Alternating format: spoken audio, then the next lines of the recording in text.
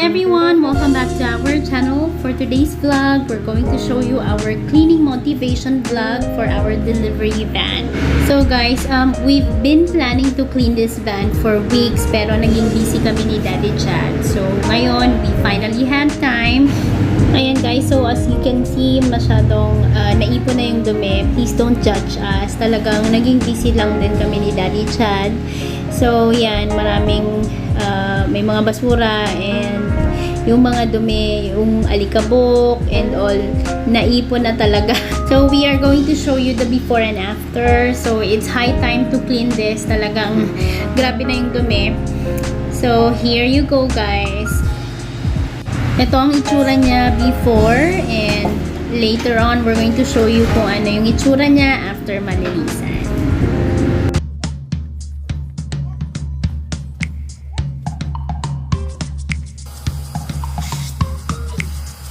Itong delivery van na to guys, ito yung ginagamit namin pan-deliver ng mga furnitures kapag meron kaming for deliveries na orders na tables and chairs. So, most of the time, everyday namin tong gamit.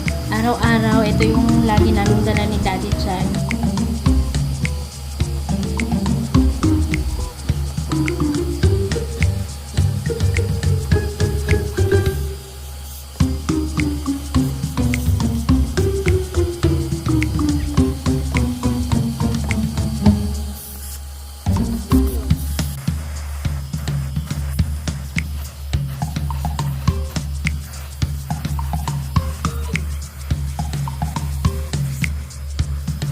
Minsan, kapag ang sasakyan ay pangkargahan, most of the time na disregard ang maintenance, ang cleaning, pero definitely mas masarap gamitin pa rin yung well-maintained na sasakyan, malinis at mabango.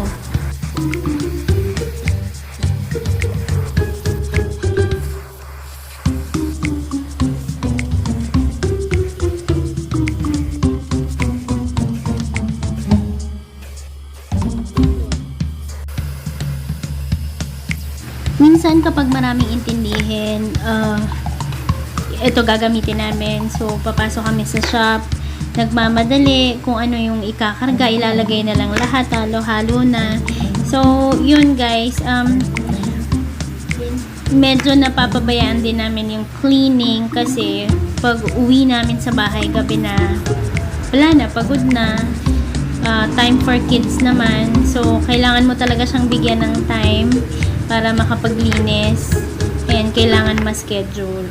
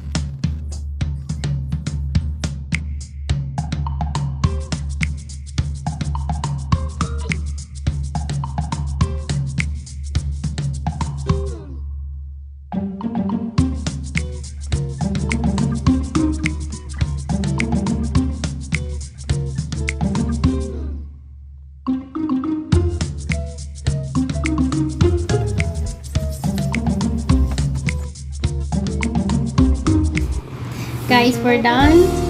So, ito na ang kinalabasan ng after cleaning namin ni Daddy Chad. So, wala nang basura, malinis na. Yung upuan, yung passenger seat, tsaka driver seat, yung floor is clean now. So, it is so satisfying. And, ang sarap gamitin ng sasakyan na malinis, mabango, at mapresko. So guys, thank you again for watching. If hindi pa po kayo nakaka-subscribe, please don't forget to subscribe and click the notification bell para updated kayo sa mga bagong videos namin. Thank you!